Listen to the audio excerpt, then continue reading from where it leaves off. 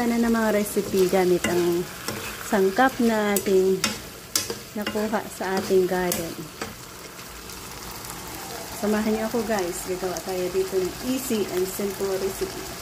Isa na namang paraan ng pagluluto ng ginisang upo. Yan ang aking gustong ibahagi sa inyo. So yan, mayroon akong isang pirasong upo, giniling, kamatis, onion, garlic. Samahan niyo ako guys sa paraan na mabilis nating gagawin. Lagay tayo ng cooking oil.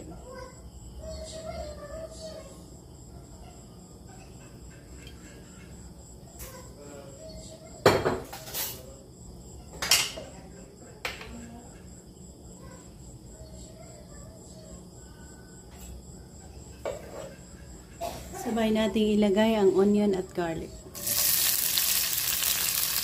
Ilagay natin ang giniling. Karni ng baboy.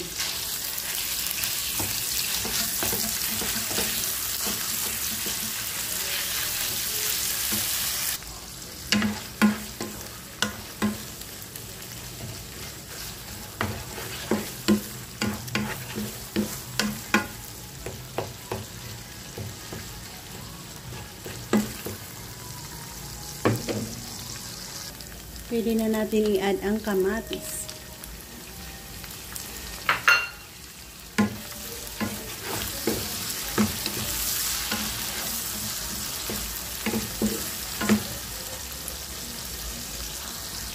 Add na upo natin.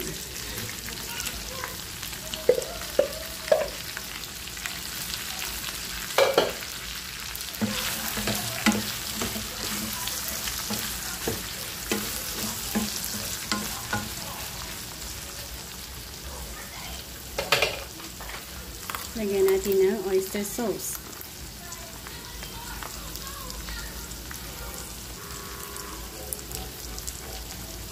Maraming oyster sauce. Maraming at masarap ang lasa.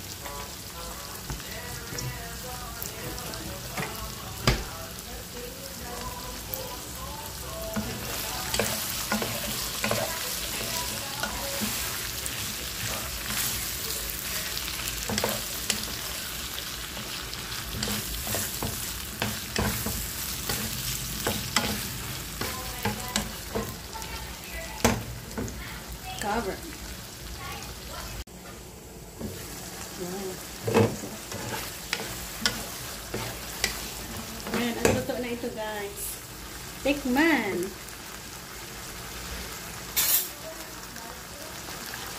Tikman natin. Check ang lasa ko. Oyster sauce na ang ating nilagay.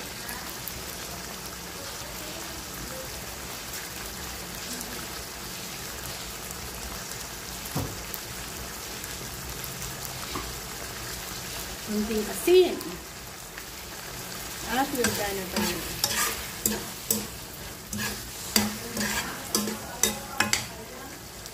Thank you guys for joining me sa ating paraan kung paano natin ginawa ang ating upo, ginisang upo with giniling na kaniling baboy.